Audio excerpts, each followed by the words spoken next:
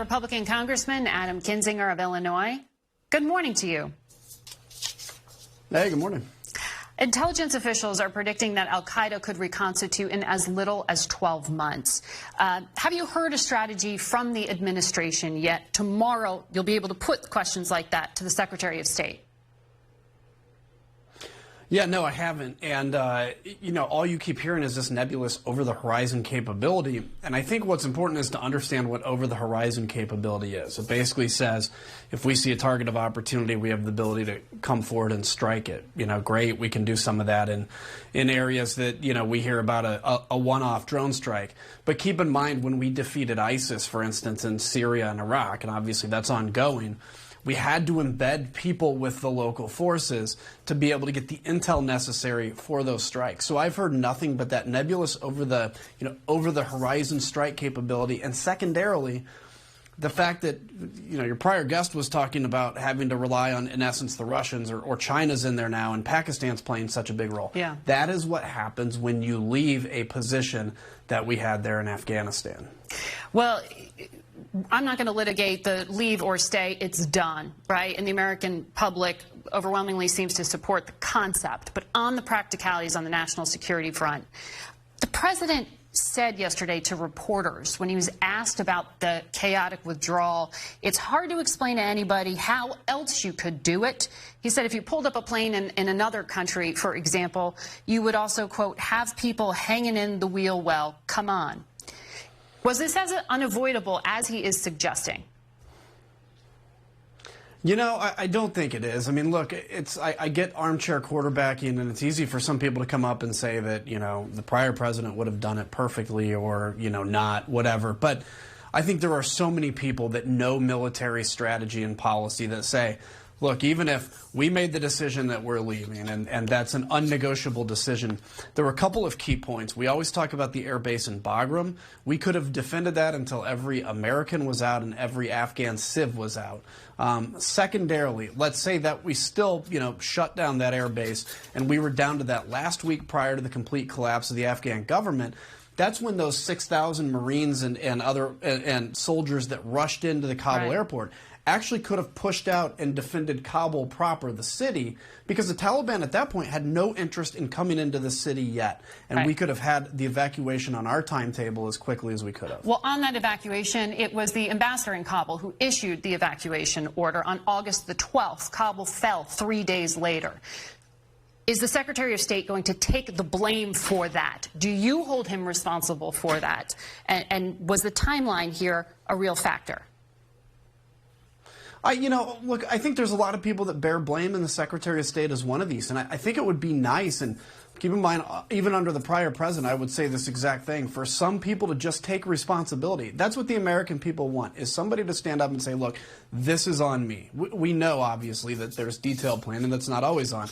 But in the case of the Secretary of State, when we began to see the collapse of the Afghan military, which actually started with the threats that the Taliban were doing on these night letters against Afghan leaders and Afghan military leaders saying, the U.S. is leaving, we're going to kill your family unless you give up your arms. When we began to see that fall apart, that's when the order should have been given to basically enter a defensive posture, get everybody out we can, and not have to wait to 3 days prior. Because a lot of us were watching this happen, we were talking about it, and it's like wasn't a surprise to many of us. I want to ask you about domestic extremism, because you're one of the two Republicans investigating the attack on the Capitol from January 6th.